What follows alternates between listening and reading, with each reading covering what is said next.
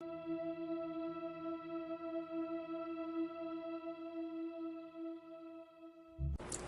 everyone, this is SpiderFan 101. Sorry for my tank top look. But yeah. I'm here today to review the newest episode of Cloak and Dagger. Now, I'm not gonna go fully into it because, I want to get to the most important aspects of this episode. So, the most important factor to me is that throughout the episode we learn that Tandy is actually not only getting used to her powers, but she is actually, using them to her advantage, and she can now control the dagger and how to summon it. And that's great. And I think that her detective work is also working in her favor as well, because she has more confidence in terms of her powers, in terms of what she needs to find in terms of how she plans to stop Roxanne. On Tyrone's end, and he is actually on the opposite side of the spectrum. He does not know how to control his powers yet, although in future episodes he will. He has this whole thing where he's just trying to find his brother's killer. Obviously, that's been established since the first season. First season. We're in the first season, bro. Since the first episode. Sorry. And in this episode, we see him trying to prep for his basketball game. And because he could see people's fears while he's playing the game, he sees all of the basketball players' fears. Like, basically, if they lose, then all the bad stuff's gonna happen.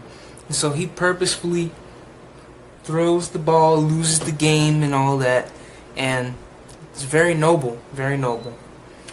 And so once he walks home at the end of the episode, he sees that the girl he has a crush on, and she has a crush on him too. She comes in, she's in his room chilling. She's wearing his jacket that he gave her, and she takes it off. She's like, I know what you did. I know what your intentions were. Then she takes the jacket off. She's got no clothes on. They're ready to Netflix this thing. They're ready to go Jessica Jones in on it. That type of thing. And oh man. One of my favorite part of this episode is when they come back from the first game. Tyrone's sitting down, he's sweating, he puts a black cloth on his face. He's like this. And then when he wakes up, he's like right where Tandy is. That was so cool. Seriously. Because the fact that small little cloth could transport... Because I know that any type of cloth that's remotely black can transport him. Because, in the comics and most of the source material, his cloak is either black or blue. Or dark blue. But, yeah, I just find that very interesting. This season, insofar, is shaping up to be... it's shaping up that Cloak and Dagger might end up being my favorite MCU show. I'm dead serious on this. To the development, to the acting, to the masterful storytelling, it's just very good. And the fact that they're going slow. They're not trying to go all fast with it. They're taking their time, which I really do appreciate. So, yeah. I really like this episode.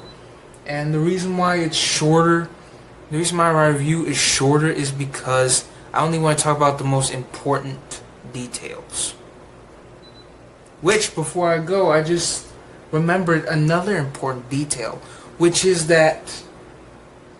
Sorry, man, Wasp promo. But, which is that Tandy goes off to investigate. She goes to find this guy that works for Roxxon. He's a corporate head. And she finds him. She's about to kill him with the dagger, but she doesn't do it. Instead, she touches him and reads her mind, which is another thing I really like about this episode. In the middle, she's like walking through this party, and she's touching people's heads and all that. She's touching people and all that, seeing their hopes, and like, it's just, she's doing it so flawlessly. I just really like that. So yeah, this episode was really good, and I'm very happy with this season so far.